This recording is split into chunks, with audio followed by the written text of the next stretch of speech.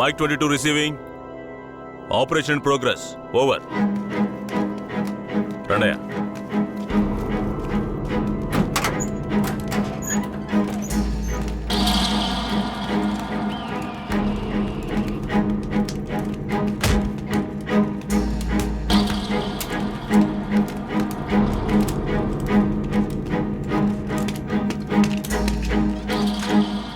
Constable, ఈ నా కొడుకులకి చావును పరిచయం చేయాలి. కట్లు ఇప్పండి.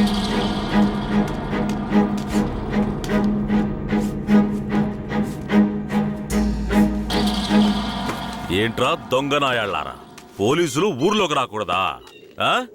వస్తే బొగ్గు మూటలో వేసి తగలబెట్టేస్తారా? అంత ధైర్యమారా మీకు? పోలీస్ అంటే ఏం పీకలేడు అనుకుంటున్నారా? పోలీస్ అంటే ఏంటో చూపించరా?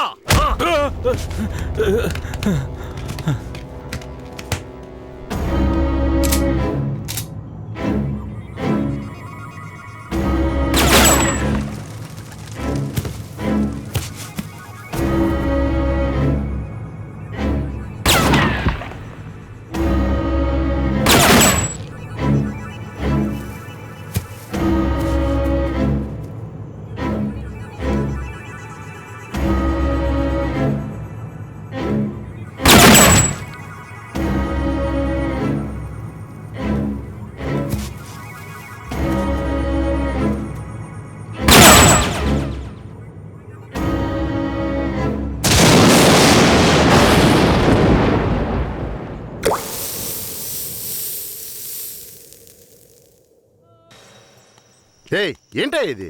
మార్చిని కూడా క్లీన్గా పెట్టుకోవడం తెలీదా? మేమేం చేయగలం సార్? శవమిలా సంవత్సరాల తరబడి ఉంటే పురుగులు పట్టి వాసనే వస్తుంది సార్. అన్ని వెల్ఫేర్ సొసైటీలకి ఇన్ఫర్మేషన్ ఇచ్చాం, వాళ్ళు ఇంకా రాలేదు సార్. అనాథ శవాల్ని దహనం చేయడానికి ఎన్ని ఫార్మాలిటీస్ ఉన్నాయో మీకే తెలుసు కదా. గవర్నమెంట్ వాళ్ళకి తెలియజేసి పర్మిషన్ తీసుకునేలోగా తల ప్రాణం తోకొస్తుంది సార్. ఇప్పుడు ఏం చేద్దాం అంటావు? హాస్పిటల్స్ లేక అనాథ శవాలు చేరకుండా చూసుకోవాలి సార్. సార్, 3వ నెంబర్ వార్డులో ఉన్న అనాథ పేషెంట్ సీరియస్గా ఉన్నాడు సార్.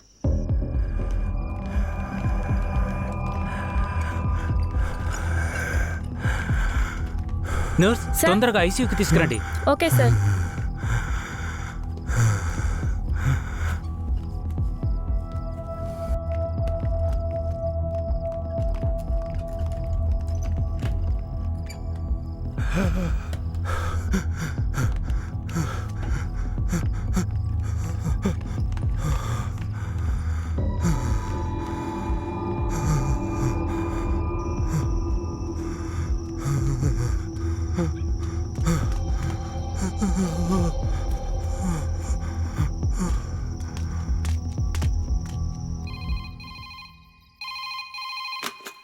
హలో సార్, పాత చర్చి పక్కన ఒక శవం ఉంది, వచ్చి చూడండి సార్.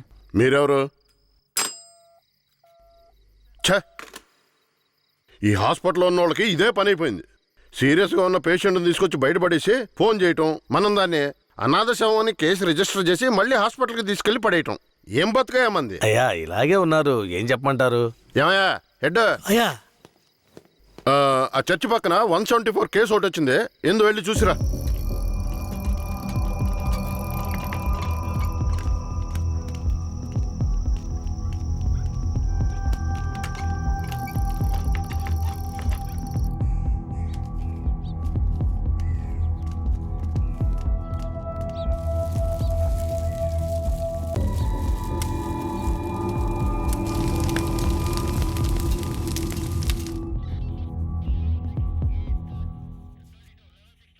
ఏమయ్యా హెడ్, ఎప్పుడు వచ్చే 174 అనాథ కేసేనా? అవునవును. అనాథ సేవాన్ని తగలబెట్టి మీరు గవర్నమెంట్కి లెటర్లు రాస్తూనే ఉన్నారు, కానీ డబ్బులు మాత్రం రావడం లేదు. అరే పోవయ్యా, డబ్బు గిబ్బు వస్తుందో లేదో, అనాథ శవానికి అంత్యక్రియలు చేసామని పుణ్యమైనా వస్తుంది. హెడ్ గారు, మీలాంటి వాళ్ళు మన డిపార్ట్మెంట్కి పుణ్యం చేసినా డిఎస్పీ రఘునాథ్ లాంటి వాళ్ళు పాపమే చేస్తున్నారు. ఇదిగో చూడండి. ఎవరు? మన ఏరియా నుంచి ట్రాన్స్ఫర్ అయ్యారే, ఆ డిఎస్పీ రఘునాథా? అవునయ్యా, 5 మందిని ఎన్కౌంటర్ పేరుతో చంపేసి కనిపించలేదని చెప్తే నరసింగాపురం ఊరు వాళ్ళు ఊరికి వదిలేస్తారా? ఊరోళ్ళంతా మీడియా వాళ్ళతో కలిసి పోరాటం, ధర్నాన్ని గొడవ చేయటం వల్ల ఇప్పుడు గవర్నమెంట్ విచారణ కమిషన్ పెట్టింది. విచారణ కమిషన్ ఊరికి వదిలేస్తుందా? డిఎస్పీని పీల్చి పిప్పి చేయదు. యూటీవీ ప్రేక్షకులకు నమస్కారం. ఇప్పుడు మనం ఉన్నది నేర పరిశోధన కార్యాలయం. గత నెల రాష్ట్రంలో సంచలనం సృష్టించిన నరసింగాపురం గ్రామంలో జరిగిన కలవరంలో 2 అమాయకులైన వ్యక్తులు కాల్చి చంపబడ్డారు. మరికొందరు ఆసుపత్రిలో ఉన్నారు. ఒక అమ్మాయితో సహా 7 జాడ తెలియలేదు. దాని గురించి పోలీసులను అడిగితే అలా మేమెవరిని తీసుకుపోలేదంటున్నారు. ఇప్పుడు వాళ్ళు ప్రాణాలతో ఉన్నారో లేదో కూడా ఎవరికీ తెలీదు. దీని గురించి ఇక్కడున్న ప్రజల అభిప్రాయం ఏంటో ఇప్పుడు అడిగి తెలుసుకుందాం. ఏం జరిగిందో చెప్తారా? న్యాయం జరగాలనే దీనికి ఒప్పుకున్నాం. కనిపించకుండా పోయిన వాళ్ళు మా ఊరికి తిరిగి రావాలి. రాలేదో మేము ఒప్పుకోం. మా ఊరి కుర్రోళ్ళు ఇంకా ప్రాణాలతో బతుకున్నారో లేదో కూడా తెలియడం లేదయ్యా. వాళ్ళు ప్రాణాలతో తిరిగి రావాలని మేము ఆ దేవుణ్ణి వేడుకుంటున్నామయ్యా. జడ్జి గారు వచ్చారా?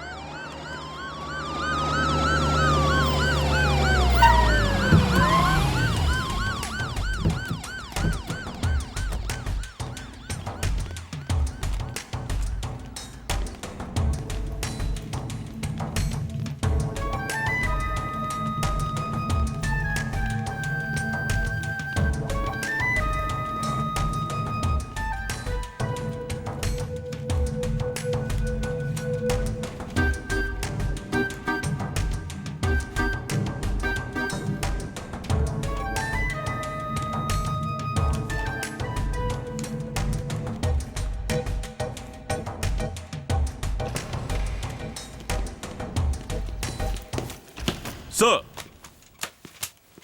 రఘునాథ్ మీరేనా? Yes sir. మీరు సర్వీస్లో వచ్చారు ఎన్నేళ్ళైంది? Sir I join service in. ఏ తెలుగు రాదా? మీరు చేసిన నిర్వాకాన్ని మెచ్చుకుని పత్రికలో ఫోటోలు వచ్చే చూడండి. కనిపించకుండా పోయిన 7 ఎక్కడా? నాకు తెలియదు సార్. మీరే తీసుకెళ్లారని తెలిసింది. నేను తీసుకువెళ్ళలేదు సార్. సరే మీరు వెళ్ళండి, అవసరమైతే కబురు చేస్తాను. Yes sir. గొడవలు జరిగిన ఊరికి రేపు మనం వెళ్ళాలి. బాధితులైన ప్రజల్ని కలవాలి. సార్, ఆ ఊర్లో ఉన్న వాళ్ళందరూ చాలా మూర్ఖులు సార్. వాళ్ళందరూ చాలా కోపంగా ఉన్నారు. ఇప్పుడు వద్దు సార్. ఇప్పుడొద్దేంటి? ఖచ్చితంగా వెళ్ళాలి. సార్, నర్సింగపురం ఆంధ్రాకి తమిళనాడుకి బార్డర్లో ఉంది సార్. ఈ ఊర్లో జనాభా మొత్తం 592 మంది సార్. ఈ గ్రామాన్ని బ్లాక్ మార్క్ గ్రామంగా ప్రభుత్వం ముద్ర వేసింది సార్. యాక్చువల్గా ఈ ఊరు ఎలా ఉంటుందంటే కర్రతుమ్మ చెట్ల మధ్య ఊరును దాచినట్టు ఉంటుంది సార్. ఈ ఊరు చుట్టూ సుమారు 20-25 కిలోమీటర్ల వరకు కర్రతుమ్మ చెట్లే సార్.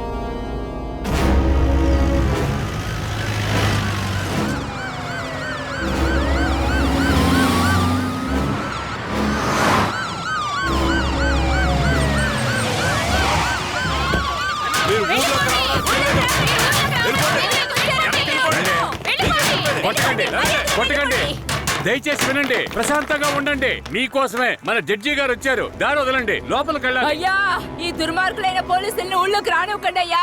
నా కొడుకుని మనవల్ని లాక్కుని పోయారు. ఇంతవరకు ప్యానల్తో ఉన్నారా లేదో తెలీదయ్యా. మీరే న్యాయం చేయండి అయ్యా. మీరు భయపడక్కర్లేదు. అందరూ కాస్త ప్రశాంతంగా ఉండండి. మీకు ఎలాంటి భయం అక్కర్లేదు.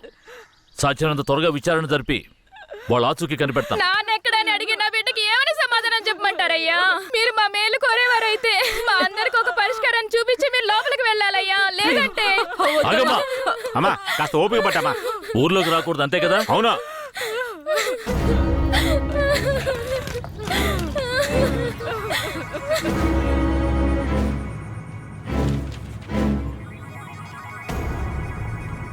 పోలీసులంటే అందరికీ భయం ఉంటుంది, కానీ ఇంతగానా?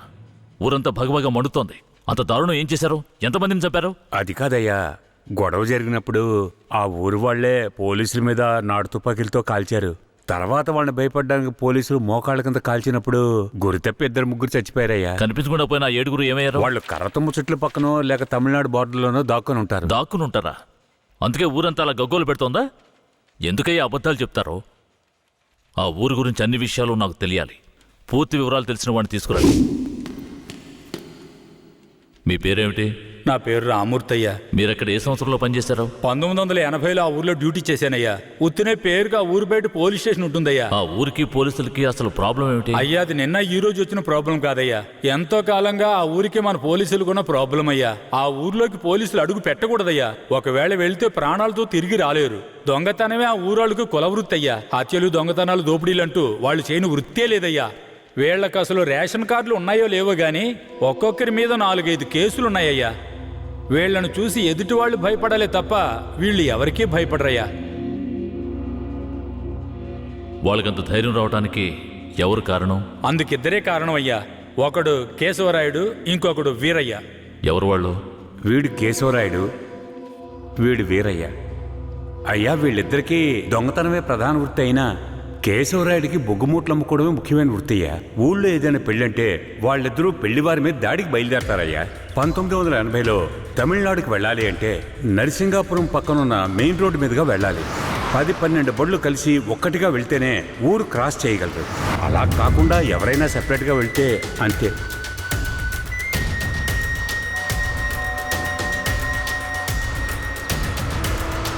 ఆగండి, ఆపండి, ఆపండి.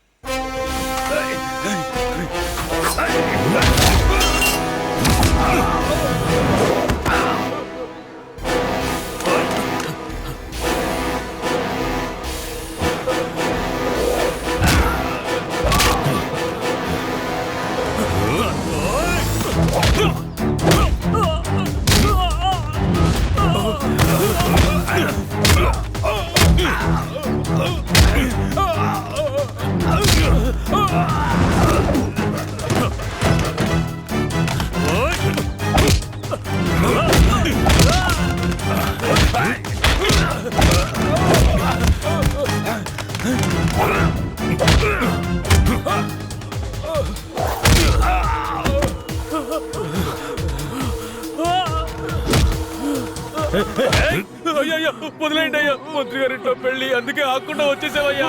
అయ్యో, వదిలేయండి అయ్యా. అయ్యా, వద్దయ్యా, అయ్యా. మేము ఆకలి కోసం దొంగలిస్తున్నాం. నీ మంత్రిలాగా ఆడంబరంగా బతకడానికి కాదు. ఊరు సొమ్ము దోచుకునే వాడి కోసం అడ్డమైన పనులు చేసి అల్పాయుష్లో పోకు. నిన్ను నమ్మి నీ కుటుంబం ఉంది. మా ఊర్లను పెళ్ళేరా.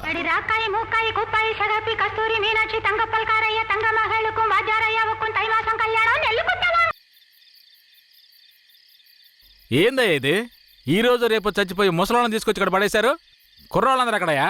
అయ్యా, రాత్రి స్టేషన్లో పడుకునే చట్టం 1966లోనే పోయింది. ఏదో మనం చెప్తున్నామని భయపడి పడుకుంటున్నారు. రేయ్, వచ్చి పడుకోమంటే పడుకోవాలయ్యా. ఎక్కడ వాళ్ళు? అయ్యా, ఎప్పుడు ముందుగానే వచ్చి పడుకునేవారు. ఊర్లో వరదయ్యకు పెళ్లి, వయసు కుర్రాళ్ళందరూ సారాయి తాగి జాలీగా ఉన్నారు. మీకు కావాలంటే చెప్పండి అయ్యా, తెప్పిస్తాను. ఈ మాట చెప్పడానికి సిగ్గా లేదు? పోలీసు డ్రెస్ వేసుకుని మీరు భయపడి చేస్తున్నారేమిటి వాళ్ళని చూసి? అయ్యా, ఈ స్టేషన్కు మీరే ట్రాన్స్ఫర్ మీద వచ్చారు, అది పనిష్మెంట్లో. ఆ ఊళ్ళోకి పోలీసులు పోవడం కుదరదు, వట్టి మోసగాళ్ళు. మోసగాళ్ళకే మోసగాడినయ్యా నేను. బండి దేవయ్యా.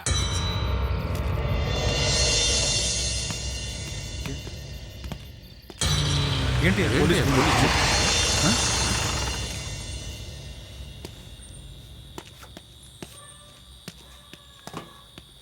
రేయ్, వరద ఇల్లుదేనా? ఎక్కడ రాడు? అయ్యా, వరదయ్యకి మొదటి రాత్రి అయ్యా, దయచేసి వదిలేయండి అయ్యా. రేయ్, మీకు అసలు రాత్రే లేదు, అందులో మొదటి రాత్రి ఒకట. తోలు తీస్తాను, రావయా. ఎవరండి?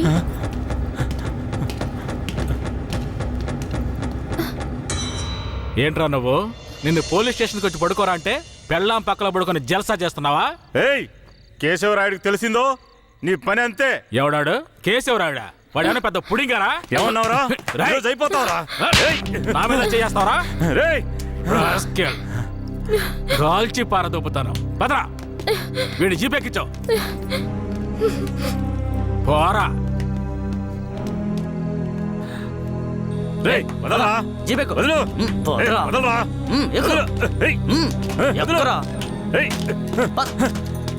వదలరా, చేతులు పెట్టరా. వదలు.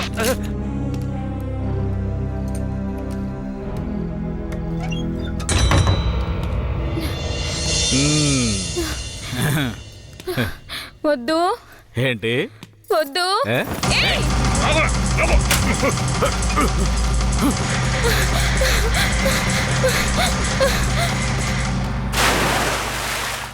అయ్యయ్యో వరదయ్య పెళ్ళం బావిలో పడిపోయింది. అయ్యయ్యో వరదయ్య పెళ్ళం బావిలో పడిపోయింది. అందరు రండి, వరదయ్య పెళ్ళం బావిలో పడిపోయిందయ్యా. జీబుది త్వరగా.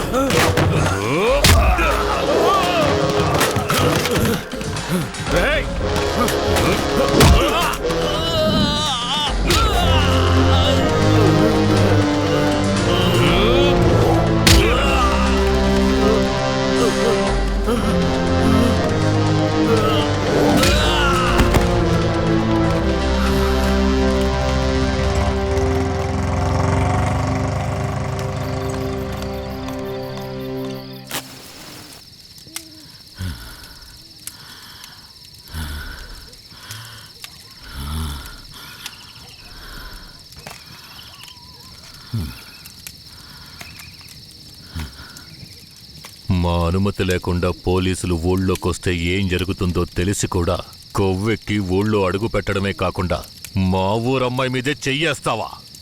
నీ మగతనాన్ని చూపించడానికి నీ పెళ్ళం సరిపోలేదా? ఎదుటోడి పెళ్ళం కావాల్సొచ్చిందా? కేశవరాయుడు వద్దురా, నా వెనక పోలీస్ ఫోర్స్ మొత్తం ఉందిరా. రేయ్,